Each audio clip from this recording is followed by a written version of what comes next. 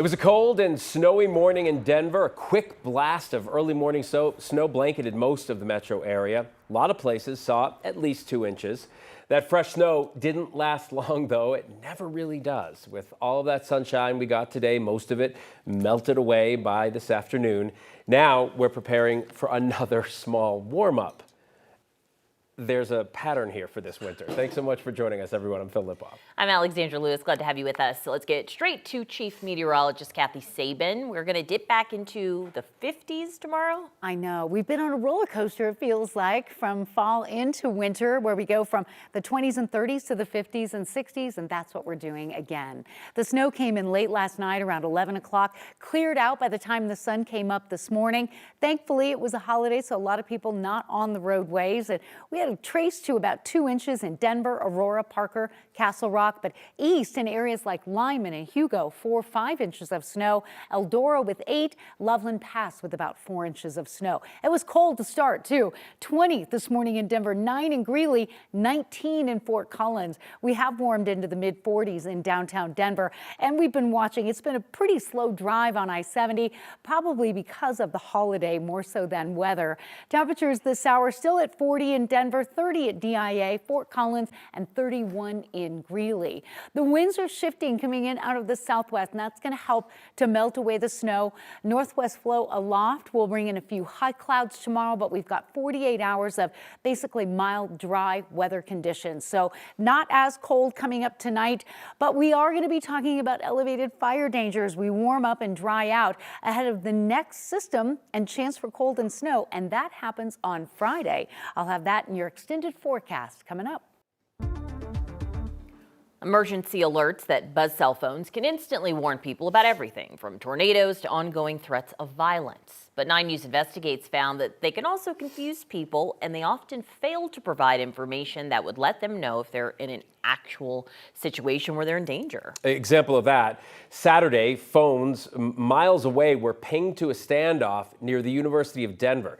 Kevin Vaughn from 9 News Investigates joins us. And Kevin, obviously it is a good thing to let people know that there could be trouble in and around them, but what's the downside of what you found out?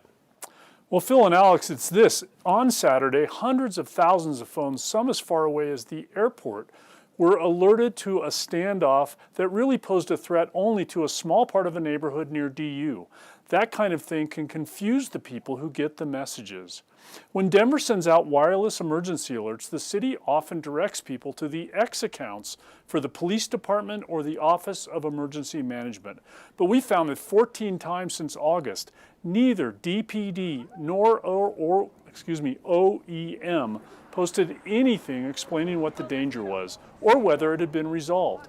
On top of that, some alerts were sent to areas far beyond the site of trouble. University of Albany professor Jeanette Sutton studies risk communications and alerts and told us that these kinds of failures can affect how people respond to messages like this in the future.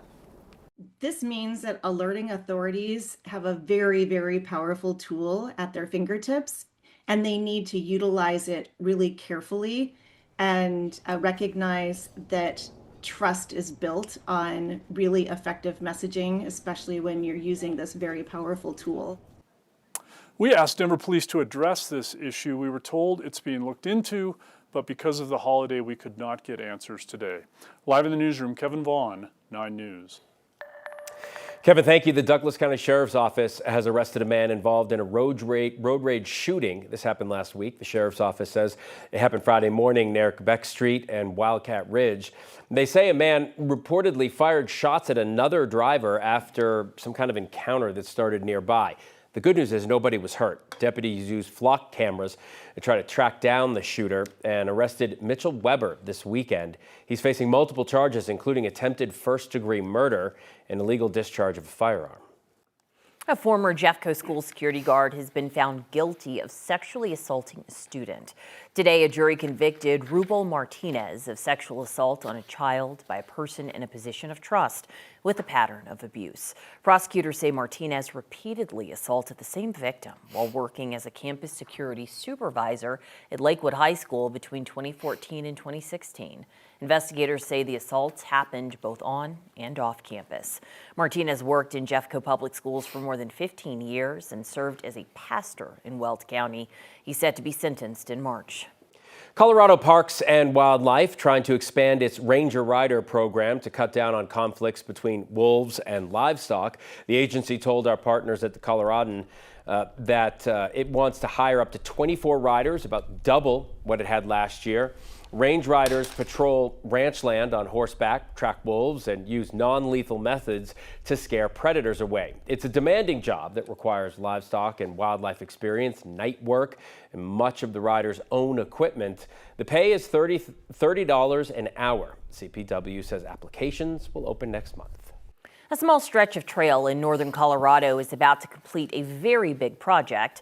Crews are finishing a 1-mile paved segment between Tenmouth and Windsor. It's the final missing link in the Poudre River Trail. When it opens in March, the trail will run uninterrupted for about 45 miles, involve 2 counties, multiple cities, and dozens of land deals.